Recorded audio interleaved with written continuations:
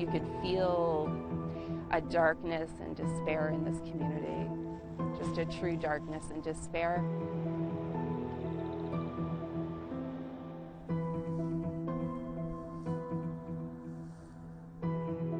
Thunder Bay is ground zero for race relations issues between non-First Nations and First Nations. It's ground zero.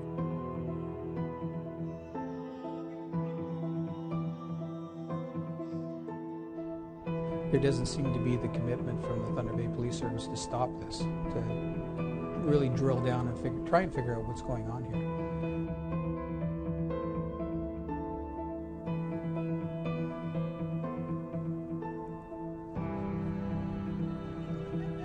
There is something definitely wrong in the city,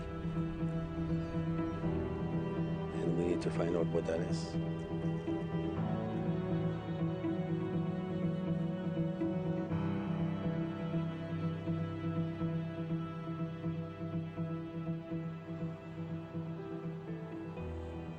It's summertime in Thunder Bay, Ontario, a city of over 100,000 resting by the shores of Lake Superior. In the last 17 years, 7 Indigenous youth have been found dead in the city's waterways. All came from remote First Nation communities to attend high school. 15-year-old Jethro Anderson was the first body to be pulled from the river, but he wouldn't be the last. I always believed that he died not from drowning, but somebody may have done something to him. Someone or maybe others may have done something to him. Anderson was living with his aunt Dora Morris the day he disappeared back in October of 2000.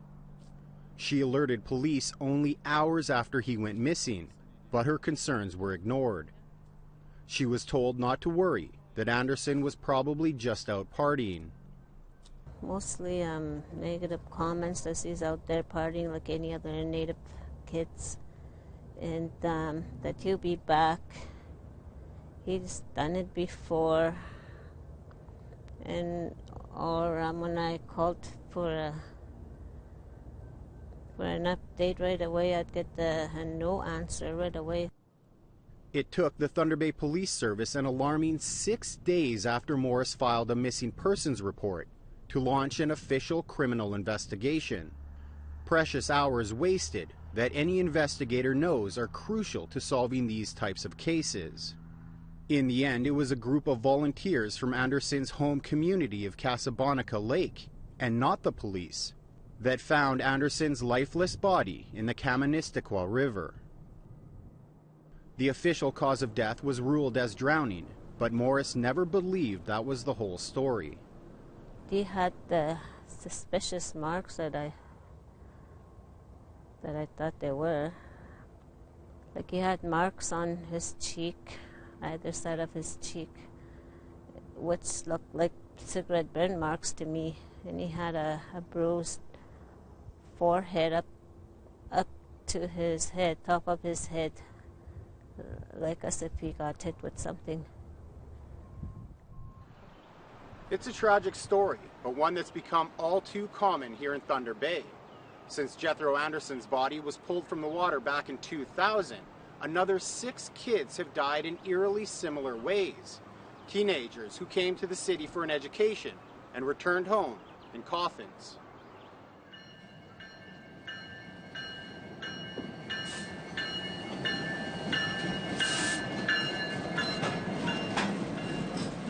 "12 years ago, Curren Strang, an 18-year-old from the Pikangikum First Nation, was found in the nearby McIntyre River.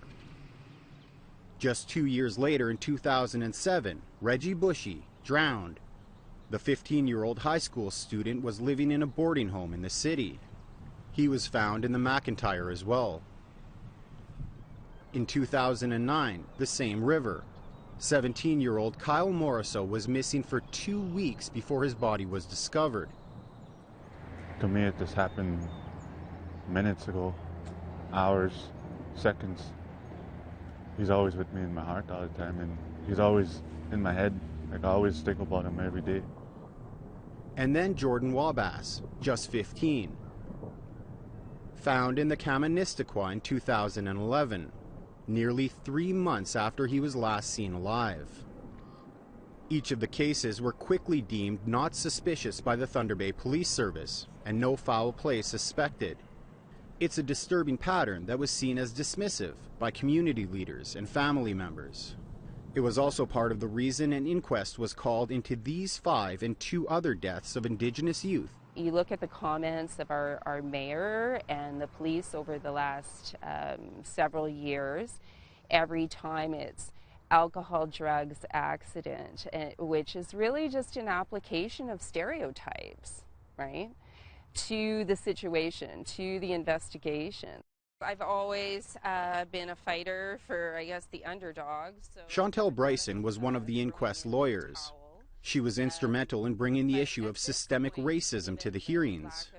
It was a heated subject that the city fought hard to keep off the agenda. What we did gather evidence of throughout the inquest was racial violence, gang violence, peer violence, police violence, and of course there's always the potential for accident as well, but it was the default position of accident without evidence and absolutely no acknowledgement of the evidence of these other types of violence happening along this pathway, along this river, in this community.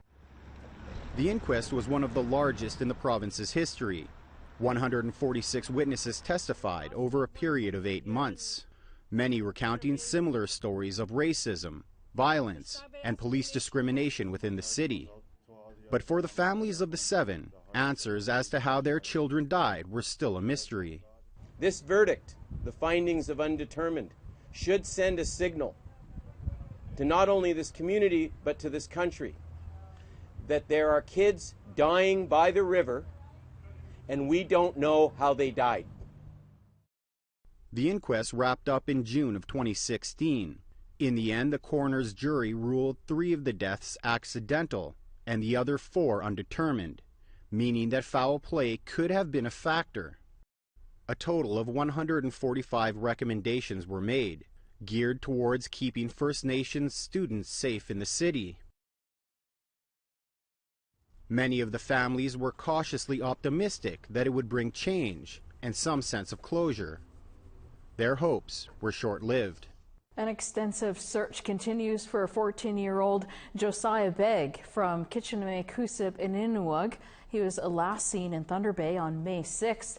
This after 17-year-old Tammy Kiash was found dead in a city river the same weekend Begg was last seen. May 6, 2017, less than a year after the inquest. 14-year-old Josiah Begg and 17-year-old Tammy Kiash both go missing on the same night. Kiash was found dead a day later, here in the Nebine-McIntyre floodway. Her death was ruled as drowning with no evidence of foul play by the Thunder Bay Police Service less than a week later. As for Josiah Begg, his family took to the media to plea for his safe return. Please come home.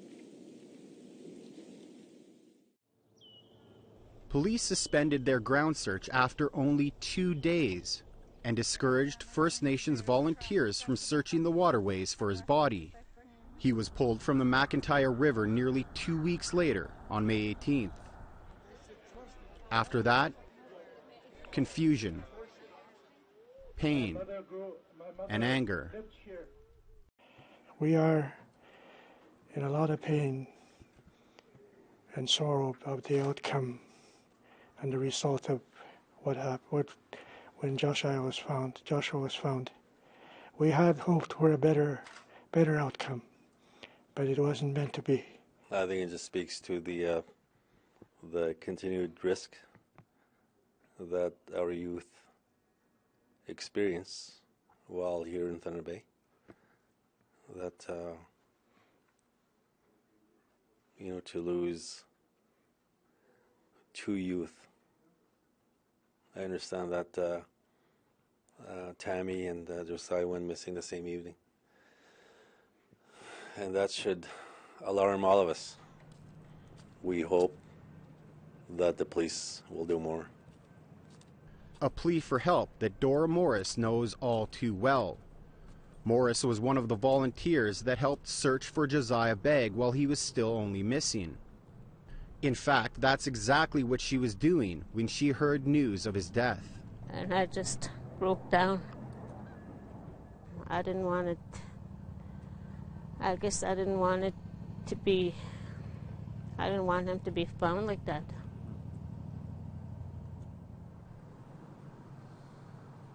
We can take a second if you want.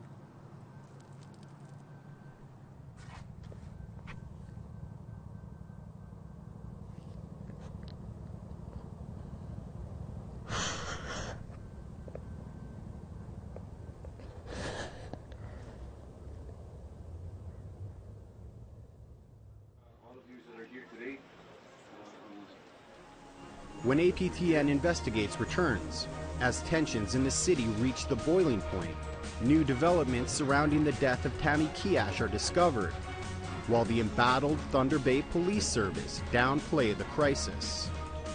To say that we are in challenging times would be an understatement, okay? So we recognize we certainly are in challenging times. That's different than being in crisis.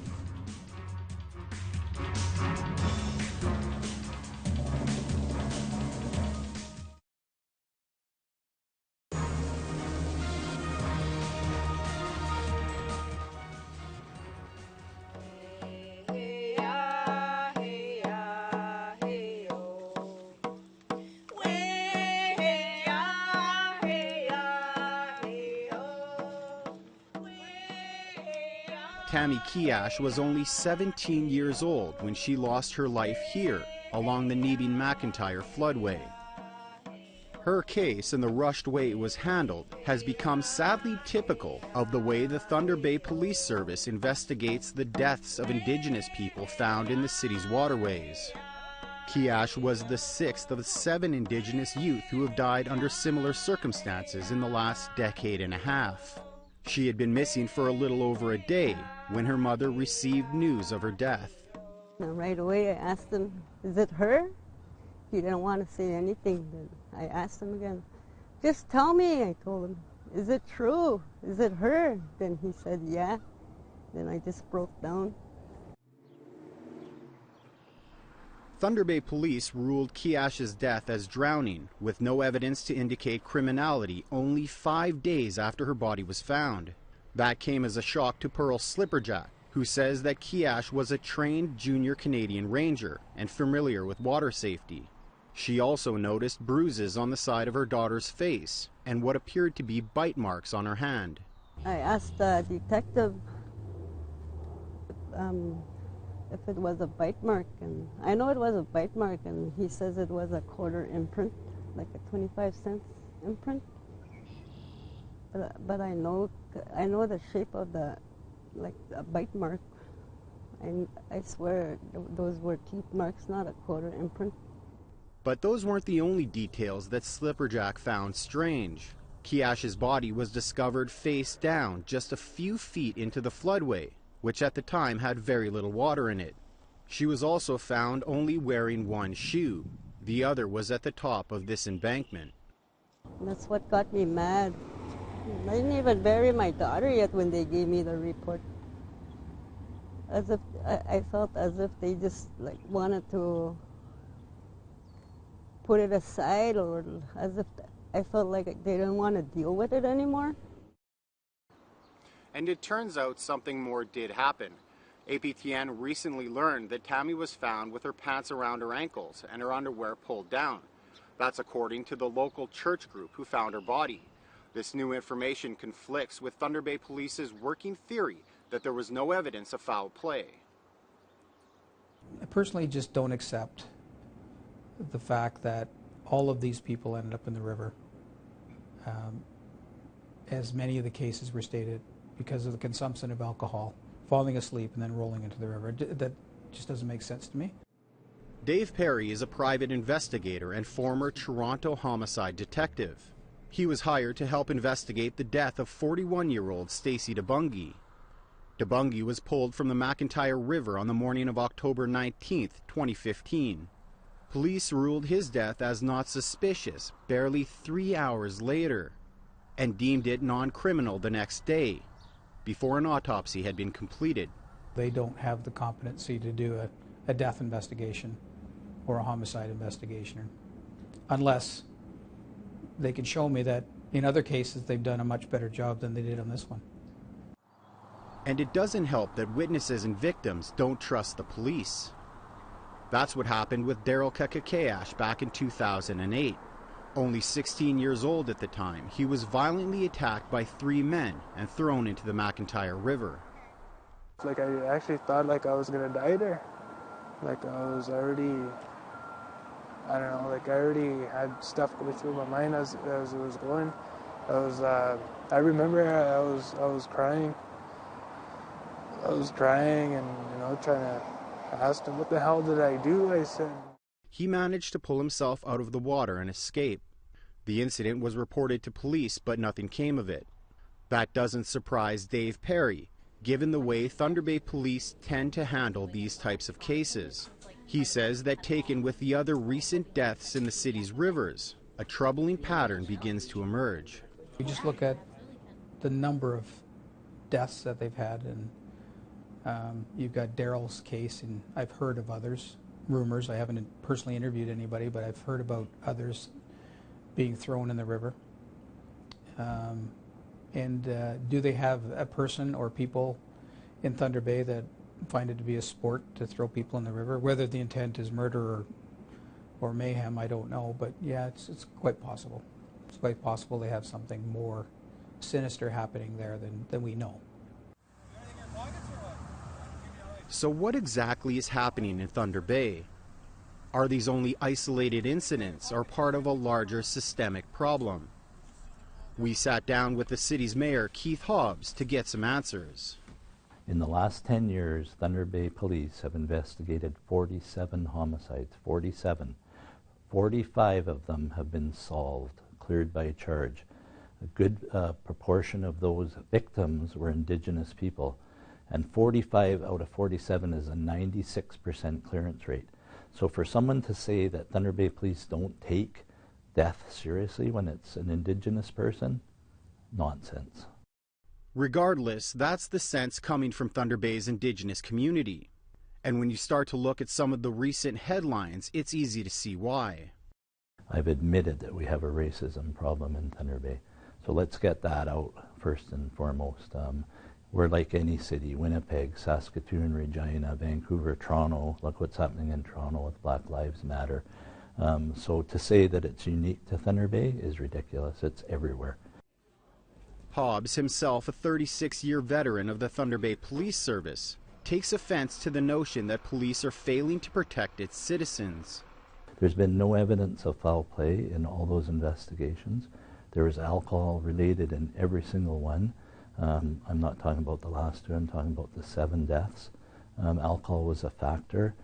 I think that we have to start teaching the children that are coming down from northern communities how to integrate into the city when they come to the city. There's a lot of dangers in a city. There's alcohol, there's drugs, there's gangs. And again, we have to street-proof these children, make them safe when they come down here. That solution may seem perfectly fine for Mayor Hobbs, but what about the cops? The embattled police service is facing a number of troubling issues, not the least of which concern racism within the ranks. The entire force is under a systemic review by the provincial police watchdog for how it treats Indigenous people. Criminal charges have also been laid against Police Chief J.P. Levesque for breach of trust. The Thunder Bay Police Service Board is also under a separate investigation. 3 days after APTN arrived on the ground, they held a press conference to address some of the mounting concerns. To say that we are in challenging times would be an understatement. I would like to assure everyone that the men and women of the Thunder Bay Police Service are doing their duty to serve and protect everyone who visits Thunder Bay or calls Thunder Bay home. That's debatable. While the brass was willing to admit they weren't perfect, they stopped short of calling the situation what it was. So you said this is not a crisis for you. what would be a crisis? I mean, Sorry. Go ahead. I mean, I think that's kind of an unfair quote. What would be a crisis? I mean, you paint the picture, and then we'll tell you whether we think that's a crisis or not. I mean, that's a hard one. Yeah, what would be a crisis? I mean, one can envision all kinds of things that would be a crisis. I think acting Chief House is saying, we do not feel this is a crisis. We said, and her opening remarks were saying that to say that we are in challenging times would be an understatement, okay? So we recognize we certainly are in challenging times. That's different than being in crisis. Crisis, I don't know, you have multiple investigations, your chief's under investigation, in charge of the crime, your board's under investigation, you have multiple kids dying in the river, you don't know how some of them died, it's undetermined. That's not a crisis? I think anywhere else in the world, that's a crisis. For us currently, though, what we see is business as usual. And maybe that's the problem. How can the force begin to address racism, police discrimination, and a total breakdown of the public's trust when they continue to downplay the issues? It's been hard, like knowing that there's more to it, and I feel that they don't want to really say something more happened to her. I think somebody did something to her.